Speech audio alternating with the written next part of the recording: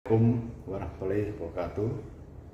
Salam sejahtera, Om Swastiastu, Namo Buddhaya, salam kebajikan, Rahayu, Rahayu, Rahayu, salam Pancasila.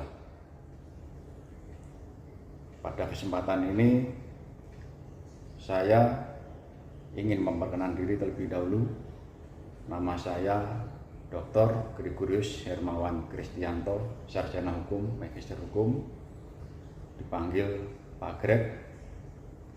Saya saat ini adalah peserta pelatihan pembinaan ideologi Pancasila. Adapun tugas dan jabatan saya saat ini yaitu selaku Kepala Bidang Program dan Evaluasi pada Pusdiklat Manajemen dan Kepemimpinan Badan Pendidikan dan Pelatihan Kejaksaan Republik Indonesia. Dalam kesempatan ini saya akan menyampaikan materi tentang pembangunan nasional berdasarkan Pancasila. Hal ini sesuai dengan materi yang pernah saya ambil pada saat itu mengikuti pelatihan pembinaan ideologi Pancasila tahap pertama. Pertama-tama adalah bahwa kondisi saat ini di Indonesia sedang mengalami suatu peristiwa yang mana kondisi masyarakat penuh dengan permasalahan-permasalahan yang kompleks. Hari ini selaras dengan perkembangan dunia atau perkembangan global, bahwa negara Indonesia saat ini terdiri dari berbagai macam suku, terdiri dari beberapa pulau, provinsi, jumlah bahasa yang beraneka macam, di antaranya provinsi ada 38, kemudian pulau ada 17.380, suku bangsa Indonesia ada 340, dan bahasa daerah ada 718. Adanya berbagai macam ragam, banyaknya pulau, bahasa, suku, ini adalah cerminan jati diri bangsa Indonesia. Dan ini adalah kelebihan dari negara kita Indonesia. Kemudian selaku aparatur sipil negara, kita selaku pembuat dan pelaksana kebijakan publik, tentunya kita harus melaksanakan segala peraturan undang-undangan yang telah ditetapkan oleh pemerintah, oleh negara. Sekaligus kita selaku aparat pelayan publik, aparatur pelayan publik, di mana kita memberikan pelayanan kepada masyarakat baik sesuai dengan tugas dan fungsi kita masing-masing dalam pelaksanaan tugas jabatan di instansi pemerintah maupun dalam kehidupan sehari-hari di masyarakat. Kita memberikan suatu pelayanan publik serta kita selaku menjadi perekat dan pemersatu bangsa. Itu adalah tugas dari aparatur sipil negara sebagaimana diamanatkan dalam Undang-Undang ASN. Nah, Bapak Ibu, bahwa kesamaan rasa yang dimiliki dan memiliki serta adanya rasa cinta tanah air, nasionalisme itu akan menjadikan eksistensi suatu bangsa. Nah, untuk itulah diperlukan semangat cinta tanah air, semangat nasionalisme yang mana itu disemangati oleh kecintaan kita pada bangsa dan negara ini serta mengimplementasikan nilai-nilai Pancasila. Nah, jadi kalau kita lihat beberapa permasalahan bangsa yang terkait dengan dampak dari globalisasi ini banyak sekali. Di antaranya ada perdagangan bebas, ada narkoba yang selama ini belum selesai tuntas, selalu ada terus kasus-kasus penyalahgunaan narkotika dan obat-obatan terlarang. Kemudian adanya korupsi yang semakin kesini semakin terus merajalela dan semua lini ada korupsi. Kemudian adanya tantangan revolusi industri 4.0, hal Hal ini tentu menjadi tantangan permasalahan kompleks yang ada di tanah air.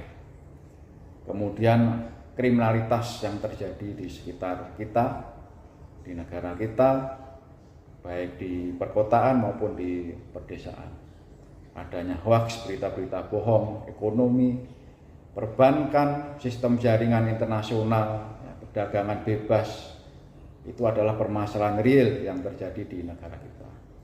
Adanya transnasional crime, narkoba, terorisme, illegal mining, logging, fishing, human trafficking, penyelundupan, konflik komunal. Perubahan-perubahan yang secara kompleks terjadi di negara kita tentu harus diantisipasi. Adanya perubahan-perubahan dalam bentuk digital, iptek, itu juga mempengaruhi perkembangan global dan perkembangan masyarakat di Indonesia. Pertumbuhan penduduk yang signifikan di dunia, terutama di Indonesia, ini juga tentu mempengaruhi perekonomian negara kita. Pembangunan terus-menerus direncanakan, digaungkan, anggaran-anggaran sudah diperuntukkan pada sektor-sektor tertentu untuk pembangunan prasarana umum, tetapi masih ada saja di beberapa tempat pengelolaan anggaran untuk pembangunan itu belum merata dan ada oknum yang menyalahgunakan. Sehingga hal ini tentu menjadi suatu keprihatinan. Dengan adanya pembelajaran, pelatihan, ideologi, pembinaan ideologi Pancasila ini tentu kita harus kembali kepada dasar negara kita, ideologi kita, Pancasila, di mana di situ sudah ada beberapa sila, yaitu 5 sila, di mana sila-sila itu yang harus kita implementasikan, kita laksanakan dalam setiap pembangunan yang ada di negara kita. Jadi tidak ada alasan lagi esok hari adanya tindak pidana korupsi, penyalahgunaan kekuasaan, kewenangan, pembangunan yang tidak merata karena adanya implementasi nilai-nilai Pancasila dalam kehidupan kita sehari-hari. Kita tahu bahwa setiap kejadian yang terjadi di satu daerah, adanya penyalahgunaan kekuasaan, kewenangan itu dapat diakses dengan mudah oleh masyarakat. Jadi perkembangan-perkembangan global, nasional itu memang memiliki dampak positif dan negatif. Kalau positif, baik-baik saja, ya. Tetapi kalau negatif itulah yang harus kita hilangkan, ya, sehingga pembangunan yang sudah kita rencanakan melalui pembangunan jangka panjang, menengah, ya, itu bisa kita laksanakan dengan sebaik-baiknya. Jadi selaku aparatur sipil negara khususnya yang terlibat dalam proses pembangunan ini tentu harus mengawal, ya, supaya pembangunan ini berjalan dengan lancar, ya, dengan tuntas. Harapan-harapan dan impian masyarakat untuk kesejahteraan, pembangunan yang merata di seluruh lini, di seluruh sektor itu dapat berjalan dengan lancar. Adapun tujuan negara Indonesia sebagaimana pembukaan Undang-Undang Dasar 1945 adalah sebuah negara yang melindungi segenap bangsa Indonesia dan seluruh tumpah darah Indonesia untuk memajukan kesejahteraan umum, mencerdaskan kehidupan bangsa dan ikut melaksanakan ketertiban dunia yang berdasarkan kemerdekaan, perdamaian abadi dan keadilan sosial. Ya, dalam pengertian itu tentunya Pancasila harus dijadikan bintang penuntun dalam pelaksanaan pembangunan menyeluruh itu untuk mewujudkan masyarakat adil dan makmur. Kemudian definisi pembangunan nasional berdasarkan Pancasila, ada beberapa prinsip untuk mewujudkan masyarakat adil dan makmur. Di antaranya adalah berdaulat di bidang politik. Ya, kita dalam politik sudah diatur, ya, dalam undang-undang pemilu, ya, rakyat, masyarakat juga sudah memberikan suaranya dalam pemilu tersebut, baik pemilihan presiden, legislatif, ya, kepala daerah, itu sebagai bentuk dari berdaulat di bidang politik. Kemudian berdiri di atas kaki sendiri di bidang ekonomi. Sebagai contoh, UMKM sudah banyak di daerah-daerah, ada bantuan dari pemerintah ya, untuk menggiatkan program-program UMKM yang merata di perkotaan dan di pedesaan.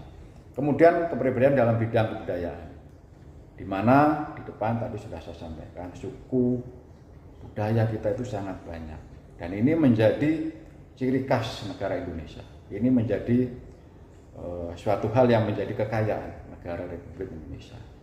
Kemudian adanya asas gotong royong. Pada zaman dulu, ya, masyarakat nasional Indonesia ini kehidupannya sudah bergotong royong. Ya. Mereka dalam membangun suatu tempat, rumah, kemudian sarana umum, jembatan, ya, kemudian pembangunan fisik lain itu menggunakan sarana gotong royong, ya, dan itu sudah mulai luntur, sehingga perlu kita gaungkan lagi semangat gotong royong itu dalam kehidupan sehari-hari.